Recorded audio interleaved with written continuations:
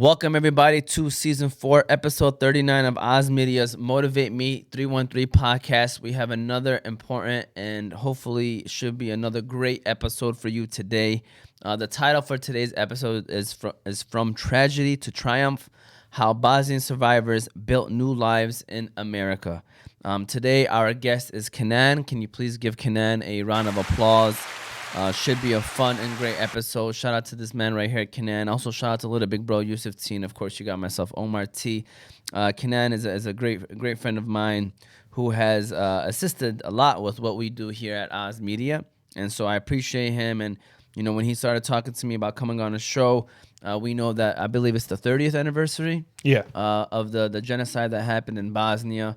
And, I believe once we release the episode, it'll be, still the time period where I believe a lot of people lost their lives and a lot of people got displaced. And we're going to talk a lot more about that, obviously, throughout the show. So we thought that this would be great timing to discuss this because it also relates to what is going on in Gaza as well. So looking forward to this episode. Shout out to Kenan, but be sure to follow us on all of our socials. We're on YouTube, Facebook, Instagram, TikTok, Apple, and Spotify podcasts, all under Oz Media. You can find us on our website at ozmedia313.com. Shout out to the sponsors of the show: Hanley International Academy, Holy Bowly, Wing Fellas, Juice Box, Melika Kebab, Jebel Coffee House, Royal Kebab, and, of course, Kenan's business, Riverfront Cleaning. We appreciate them and their support. Yusuf, can we start off with our good friends over there at Juice Box?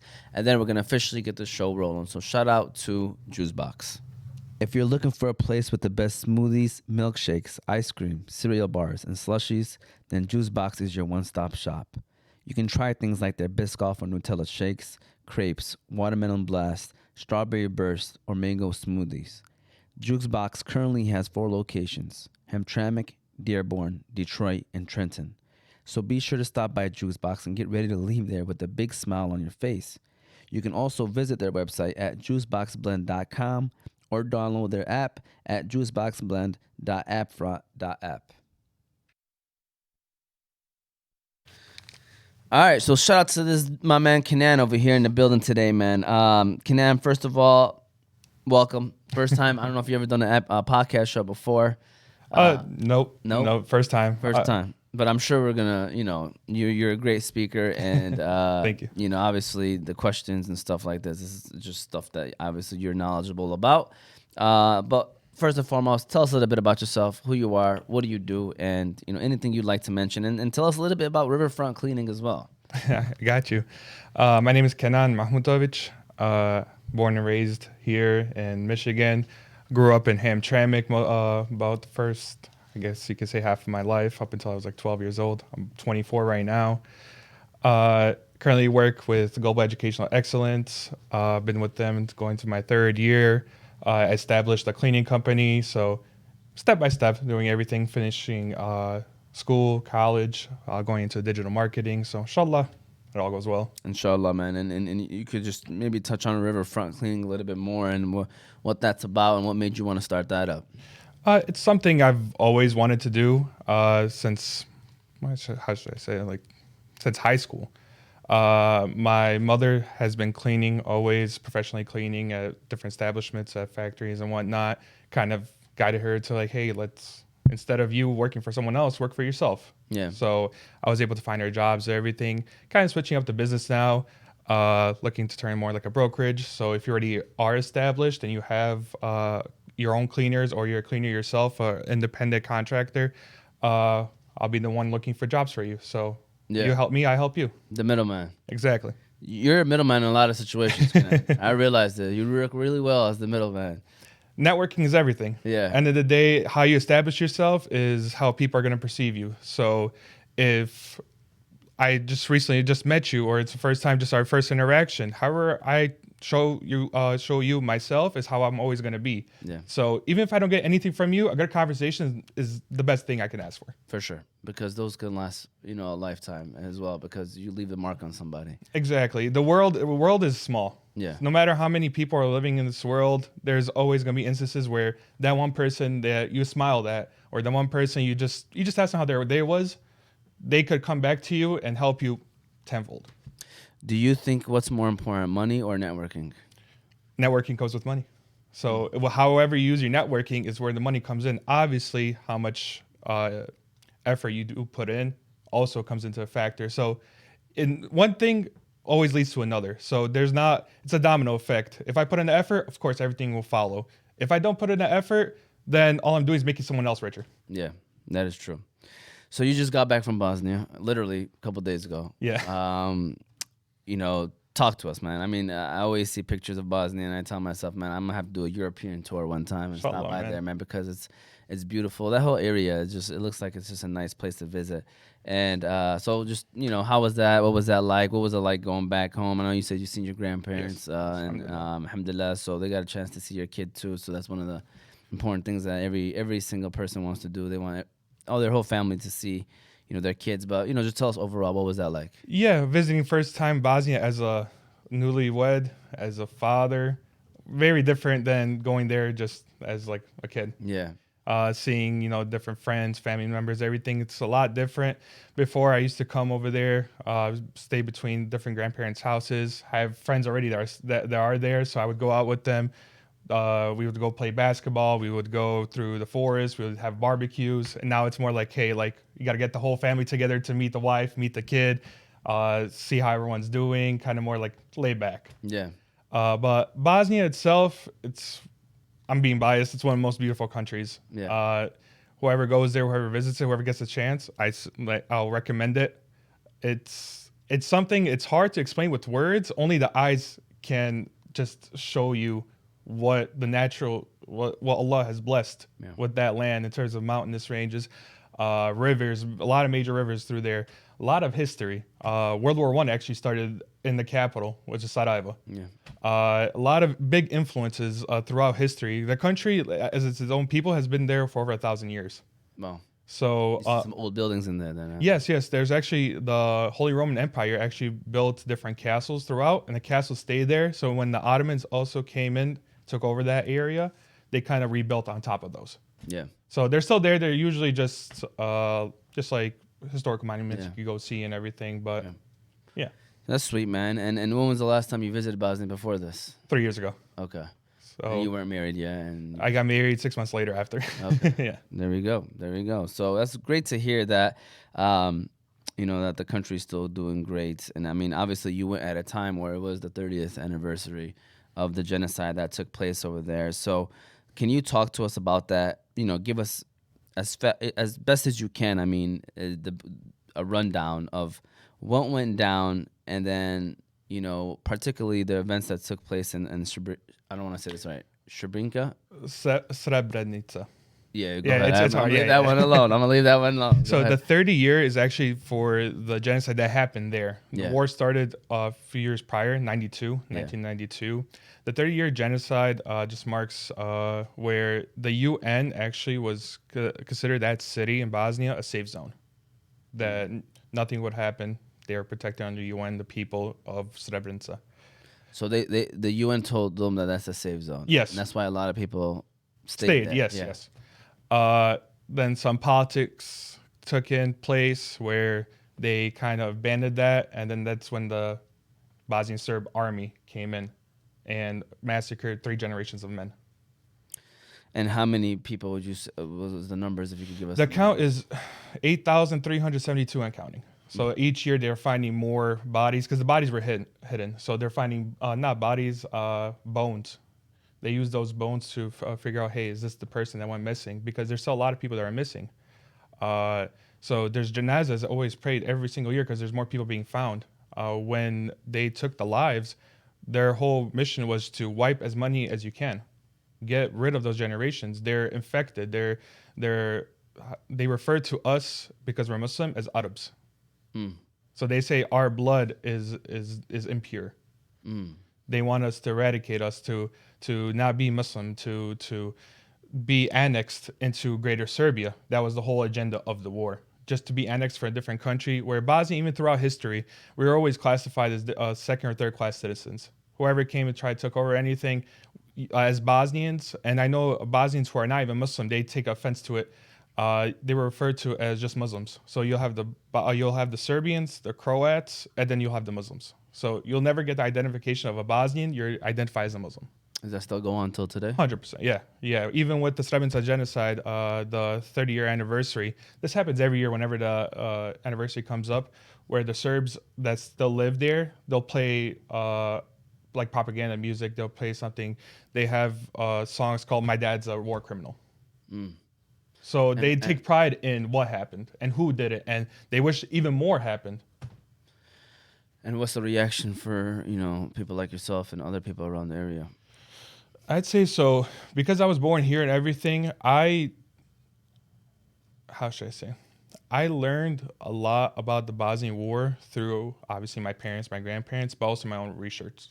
So I'm considered as a diaspora. When I go to Bosnia, I'm considered American. When I'm in America, I'm considered Bosnian. Yeah. So it's like an identity crisis. Yeah. I know that I'm I advocate a lot on knowing who you are. Reason, ask, why am I here? What am I doing here?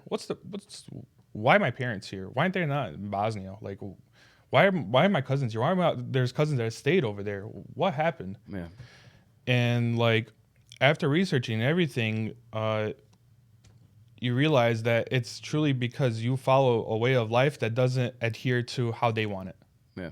Instead of living in peace and living in solidarity, hey, you bother me. I don't want you in my land. Yeah. Even though you have genealogists, when you look at the people of that land, the Balkans, let's say between Croatia, Serbia, and Bosnia, genealogists, there's not really much difference there other than religion. Yeah.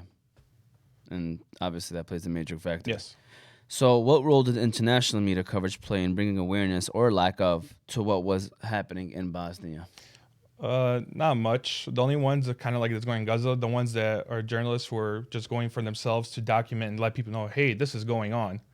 But obviously back in the 90s, it wasn't like now where everybody have instant access. So how were people knowing about what was happening unless they didn't know about it till after?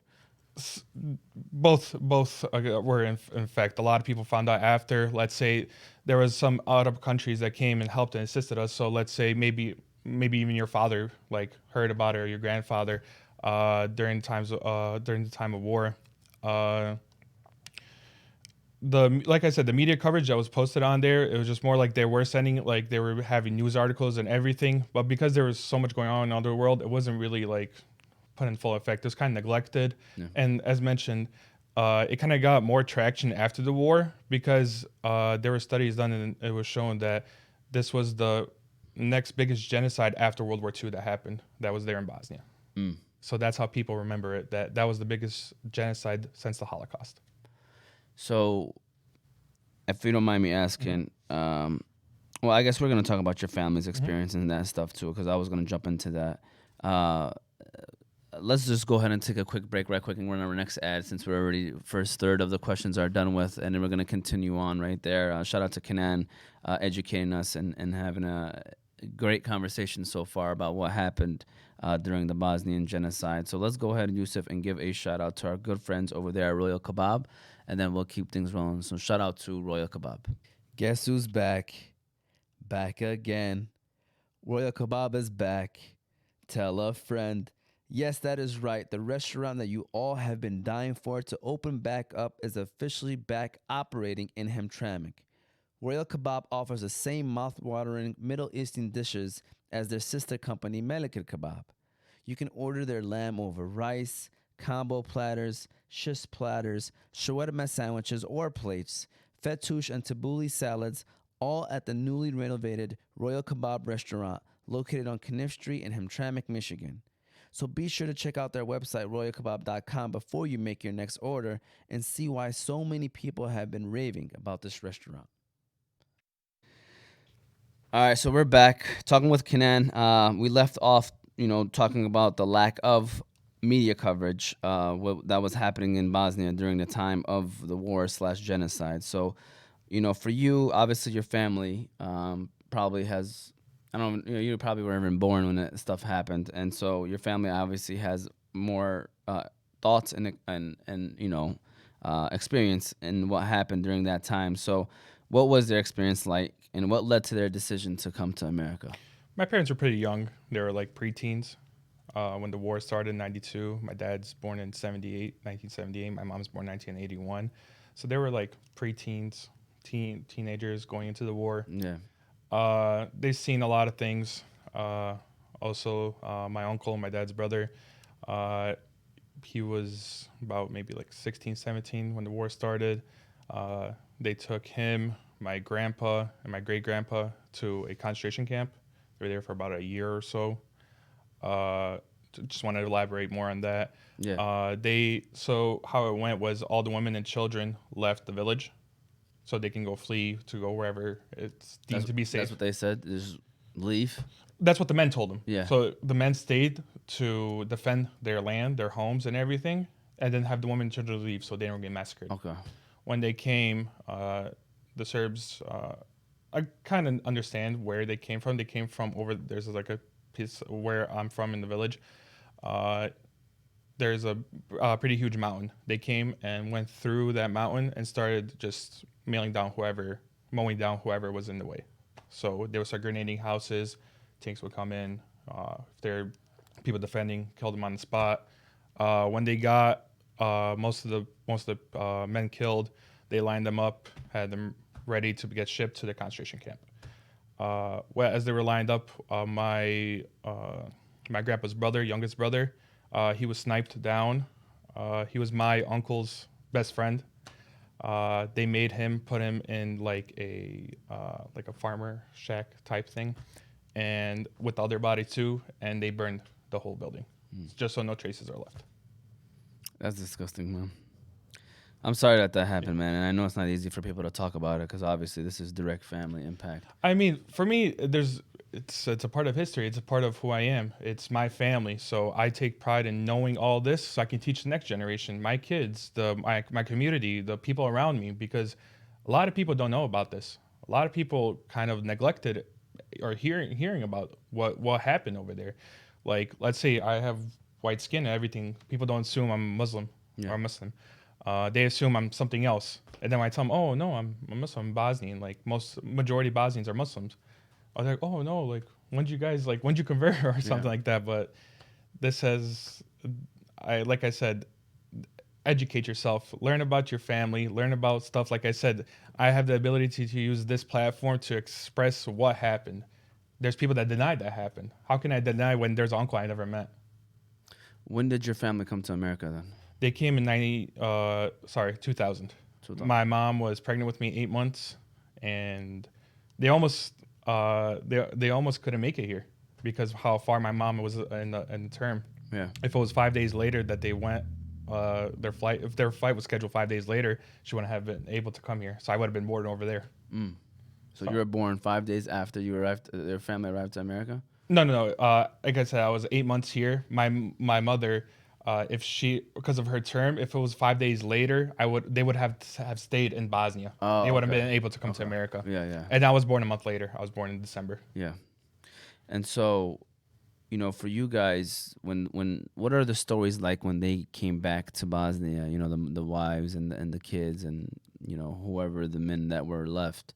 What do they explain? Do you have like explanations of breaking it down of what it looked like when they arrived back to Bosnia? There's videos. I found videos myself that was recorded of my village all being destroyed, most houses being destroyed or shot up or grenaded.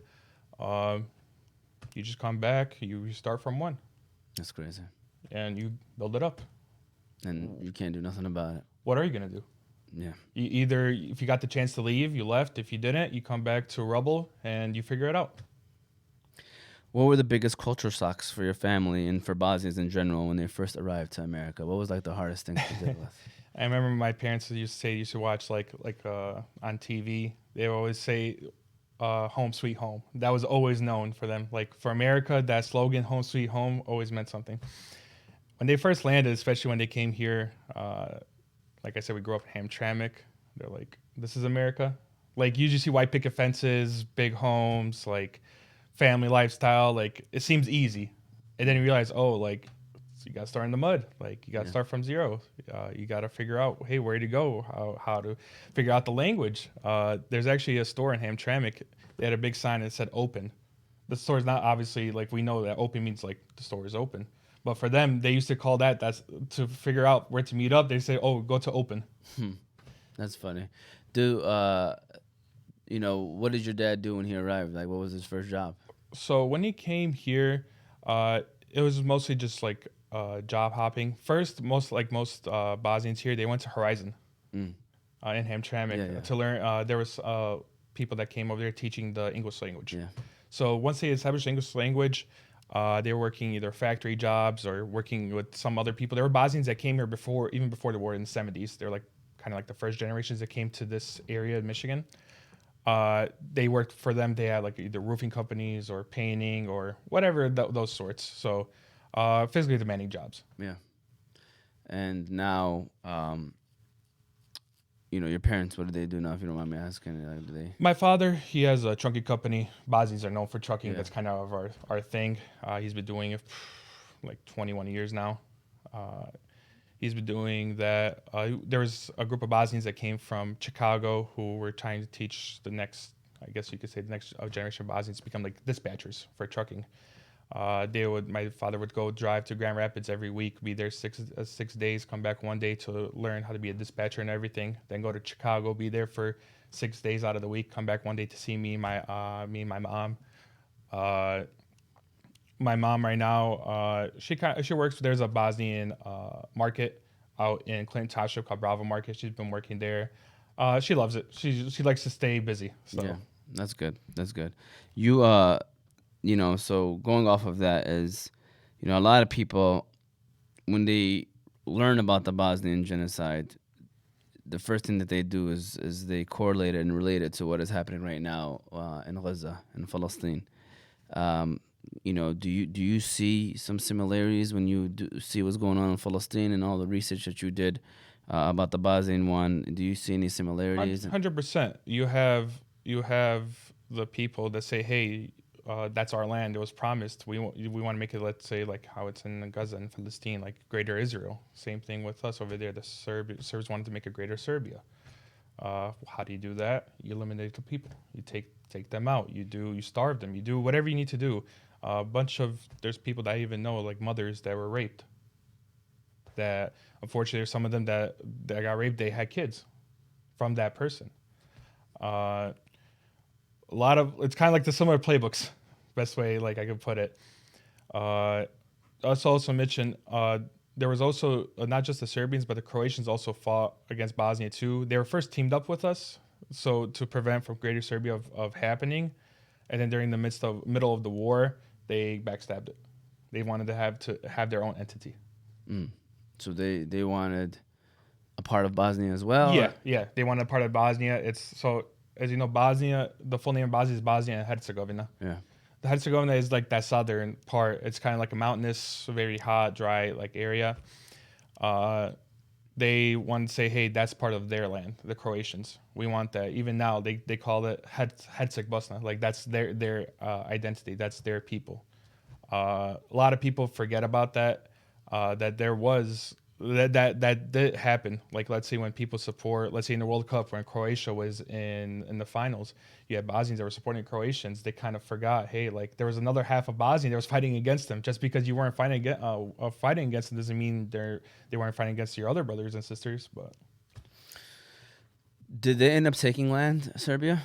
So how should I say this? So Serbia as a country does not have land there, but through the Treaty of Dayton, so in Dayton, Ohio, here in America, the Treaty of Dayton happened where it split Bosnia into two entities: the Federation, which is the Bosnian side, and the Republic of Srpska, which is the Serbian side.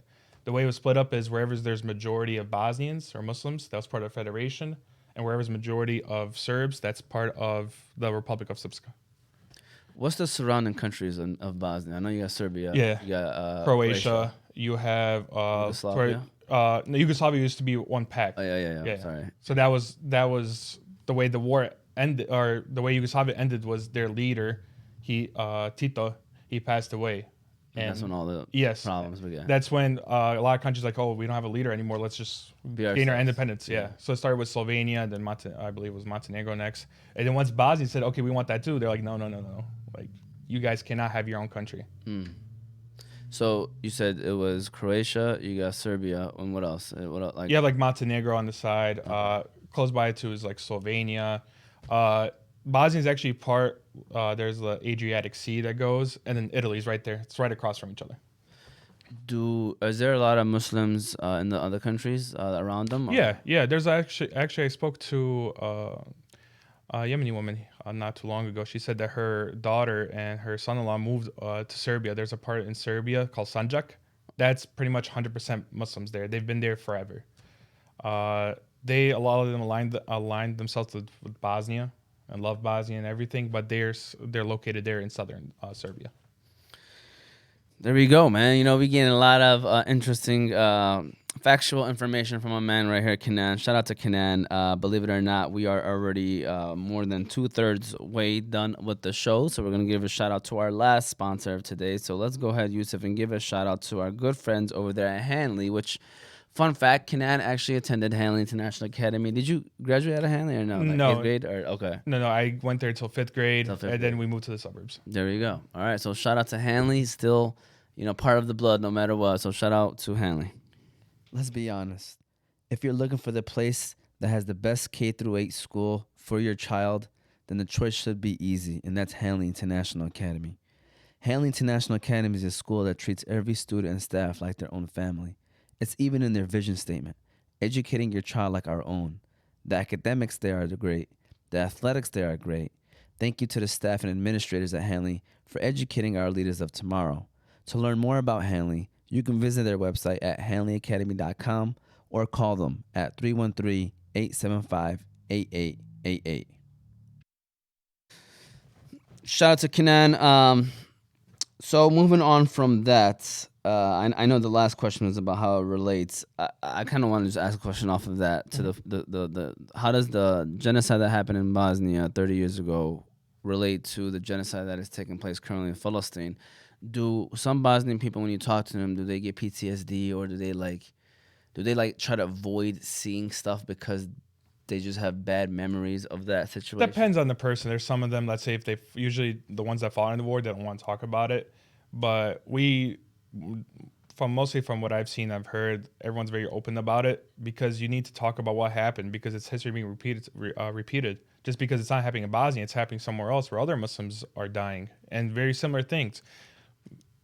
I'd say it's even worse. It's a lot worse over there because this has been going on for how many years? Like 80 years? Yeah. Since in the World War II when they first came into Palestine, the first boats. Yeah. So at least in Bosnia, we knew when the war ended. But here it's like... Never ending problem. Yeah, like no matter how many times we go out to protest, we go out to boycott anything, the agenda is to keep it going and to see how much the limits can be pushed to. That is true. So then Bosnians came to America, and I feel like big cities like Detroit and St. Louis is where a lot of Bosnians reside at. Maybe there are others as well that you can tell us about. What made them go to these cities, and how do you feel like the Bosnian community as a whole is, acclimating to, the American lifestyle and adjusting to, the different kind of culture shift? So let's say I'll speak first here in Detroit. Like I said, there was Bosnians that came in the 70s. So a lot of them came through family members. So they're like, oh, I have a cousin, I have an uncle or whoever that lives in Detroit. Okay, I'm going to go live in Detroit. Also depends, let's say my family got sponsored through a Lutheran church. One of our older cousins, he got picked to come to Detroit. And then he told everyone, hey, you guys should come here. Like there's opportunity or something. Bosnia, there's really nothing left. So try to come over here. I know they had a chance either my family to either come to Detroit, or we also have family members in Phoenix, Arizona. So I remember my uncle was telling me that after doing some research, hearing about Detroit and everything, obviously car capital of the world, they know, hey, there's probably way more opportunity in Detroit because of it being the car capital of the world. There's probably factory jobs. There's something related to it where there's more job opportunity than there is working in Arizona. Yeah, where does St. Louis come from? That's like a random city. I mean, it's a big city, but it's random. To be honest, I really don't know. I know there's over 70,000 Bosnians over there. Yeah. They have a huge community. So that's the biggest community in America? Yeah, for Bosnians, it's in St. Louis. Okay. I don't have any family members over there, but I know a lot of people I've met through. I've traveled through most of America. Pretty much, you can pinpoint as like a Bosnian. I can automatically tell who's Bosnian. Okay. Like by the way they talk, they act, Yeah. they look. There's just some things you pick up. Yeah. In St. Louis, they kind of established, just like here, how the Arabs in Dearborn, they have streets, they have markets and everything kind of named after them. They have in our capital, Sarajevo, there's like a big, it's called Sebid. It's like just like a building, like a, how should I say, like an artifact. They emulated that over there in St. Louis as well. Like I said, there's people all over America. Our people, as I mentioned, they usually do trucking. So a lot of them established. A lot of them work hard. Like there's a saying for us, it's like you drop your Bosnia anywhere, even Antarctica, they'll figure it out. Yeah. It's just we've always been hardworking people. We've always, wherever we land, that's where we're gonna establish. You know what's interesting? Going on to the next question, because it's about what was it like growing up around Arab. In Hamtramck, you had Bosnians, obviously. You got Albanian, Polish, Yemeni, Bangladeshi people.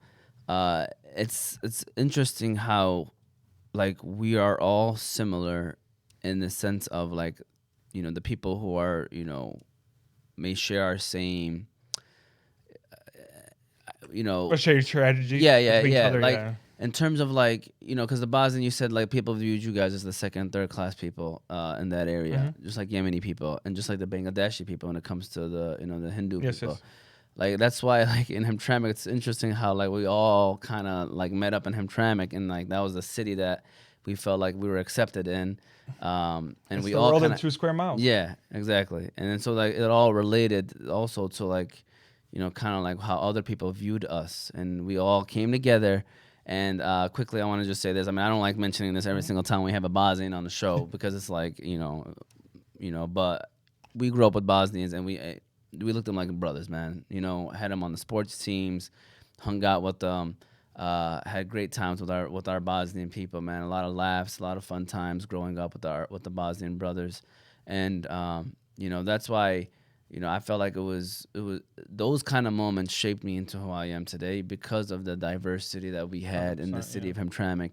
And you cannot put a price tag on how important that was growing up, because it has shaped me into, like, understanding that, you know, that's not just your perspective in life. There's other perspectives. 100%. Keep an open mind, and you know, it also, I love the learning of a different background and culture. Like, you know, the Chavapis are A1. You know what I'm saying? Shout out to Balkan House. I know they're not a sponsor, but we still show love to them. We appreciate them. They're great people over there. You know, and just like the one thing that we had in common was, you know, I mean, at least not for me, but just in general, the Yemeni people, the Bosnian people, is they love soccer. You know, that kind of what helped a lot of relationships as well, is that. Depending what kind of relationships. Yeah, I mean, that's true. That's true. It can get competitive too. But in general, as a Bosnian, you know, because I mean, a majority of our audience are Arab. How was it like for you growing up around Arab? I grew up, actually, my neighbors, they were Yemeni. My best friends, when I used to live in Hamtramck, we kind of lost contact, but we still have a little bit of contact there. For me, it was kind of normal just because I grew up with them. So I grew up with a lot of Yemeni, and then I also have a friend who's Pakistani too. So I was always used to being surrounded with different cultural groups, different groups of people. But also, I still maintain my own. We have a masjid that's established in Hamtramck, still there today. Kind of like how everywhere in America, Bosnians generally, we establish a masjid first, because you got to have, you know, Jumu'ah, you got to have your 5 prayers. You also got to bury for your janazah. So I went through like Sunday school, you know, as we call it Meta for Madrasa, Islamic school, and we also had Bosnian language right after. So that's how I was able to keep in contact with my people. Also, my father was always involved in the community. We used to host soccer events. Arabs used to always come and join in on the soccer events as well. Not all the time, but there was times that they come in. Like I said, I love my Yemeni people, love my Pakistani, love my Bangladeshi. Good times. Always good times with them. And to this day, I still go to Hamtramck. Even though I live away, I moved out, 13, 14 years ago. I still come back to Hamtramck. It's home. It's always going to be home. I'm always going to visit it. I'm always going to boast about it. The memories I made there, the places I walked through, the just the events that happened there, that's always going to stay true to my heart. What's the funniest story you have of like the Yemeni people or the Arab people in general? And if you have on the top of your head, do you have anything? My neighbor was a little bit older than me. He got his permit, segment 2. He's like 15. I was like, 11, 12. And like, we'll just be like ghost riding the cars, like, or we'll go behind, let's say, it's funny, the school that I work at, or the organization, they had one of their buildings. We go in the back, just do donuts. Oh, I know what you're talking about. Yeah. I know where you're talking about too. Yeah. So it's funny. It's still going on today. So it's like tradition. Yes, exactly. Isn't that what it was made for? The back parking lot area? Yes. To do donuts? It's better to do it there than like oncoming traffic. Yeah, for sure. I mean, the only problem is there's kids there though, so people need to watch out.